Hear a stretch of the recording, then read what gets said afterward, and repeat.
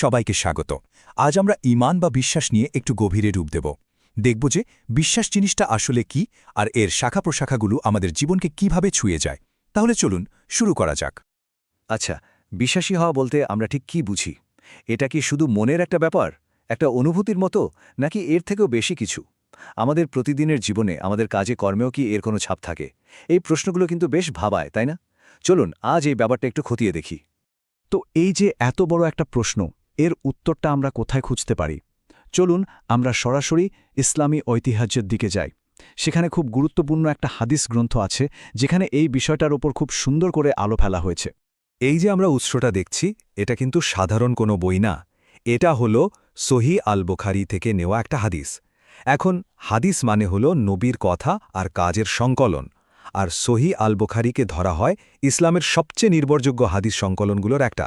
মানে এর শিক্ষাগুলো মুসলিমদের জীবনযাপনের জন্য একটা গাইডলাইন বা পথ প্রদর্শকের মতো কাজ করে। তাহলে মূল শিক্ষাটা কি? নবী সাল্লাল্লাহু আলাইহি ওয়াসাল্লাম বলেছেন যে ঈমানের ৬০টারও বেশি শাখা বা অংশ আছে, আর হায়া হলো ঈমানেরই একটা অংশ। এখানে কিন্তু দুটো জিনিস খেয়াল করার মতো, তাই না? প্রথমত, ঈমানের অনেকগুলো শাখা আছে, আর দ্বিতীয়ত, হায়াকে বিশেষভাবে উল্লেখ করা হয়েছে, যার একটা আলাদা গুরুত্ব আছে। বেশ, তাহলে চলুন এই শিক্ষার প্রথম অংশটা নিয়ে আগে কথা বলা যাক। ৬০-এরও বেশি শাখা, এই কথাটা কিন্তু একটা রূপক। এর মানেটা আসলে কি? এখানে বিশ্বাসকে তুলনা করা হয়েছে একটা গাছের সাথে। কি দারুণ একটা উপমা, তাই না?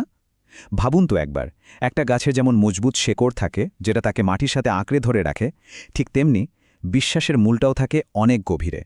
কিন্তু গাছটার আসল পরিচয়, তার শক্তি বা সৌন্দর্য, সেটা তো প্রকাশ পায় তার অসংখ্য ডালপালা, পাতা, ফুলের মাধ্যমে।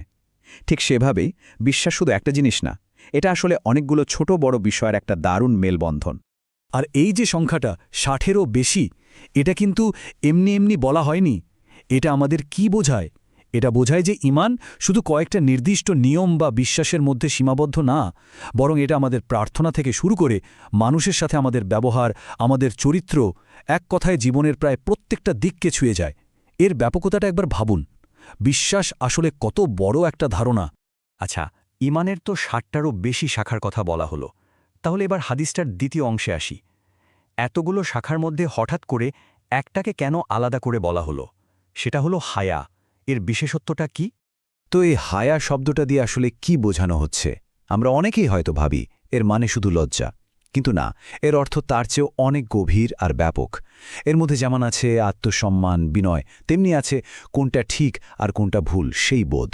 মানে এটা শুধু একটা অনুভূতি না, বরং অনেকগুলো গুণের একটা সমন্বয়। সবচেয়ে মজার ব্যাপার হলো ঈমানের এই শাখাগুলো কিন্তু শুধু বইয়ের কথা বা তত্ত্বকথা নয়। এগুলো আসলে আমাদের প্রতিদিনের কাজ আর আচরণের মধ্যে দিয়েই ফুটে ওঠে। তাহলে চলুন বাস্তবে এই শাখাগুলো দেখতে কেমন হতে পারে সেটা একটু দেখা যাক। এই ধারণাটাকে আরও পরিষ্কারভাবে বোঝার জন্য পবিত্র কোরআনে একটা আয়াত আছে।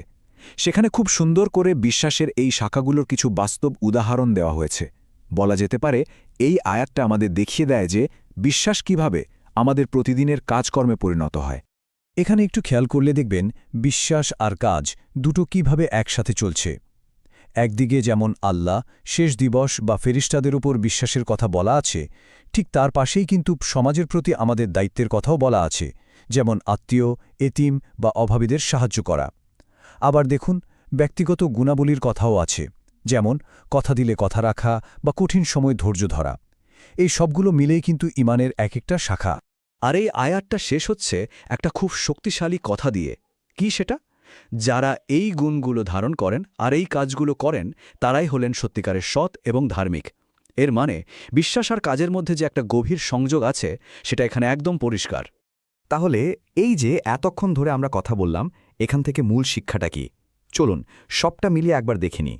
সবচেয়ে বড় যে শিক্ষাটা আমরা পেলাম সেটা হলো ঈমান শুধু মনের ভেতরের কোনো ব্যাপার না, এটা আসলে একটা চরিত্র। মানে আমাদের বিশ্বাসটা আমাদের কাজে, আমাদের ব্যবহারে, আমাদের চরিত্রে ফুটে ওঠে। এ দুটোকে আলাদা করার কোনো উপায়ই নেই। তো শেষ করার আগে একটা প্রশ্ন রেখে যাই। আমাদের ভেতরের বিশ্বাসগুলো ঠিক কিভাবে আমাদের বাইরের কাজ আর সিদ্ধান্তের মধ্যে দিয়ে প্রকাশ পায়? এটা কিন্তু আসলেই ভাবার মতো একটা বিষয়। আমাদের সবারই এটা নিয়ে ভাবার সুযোগ আছে।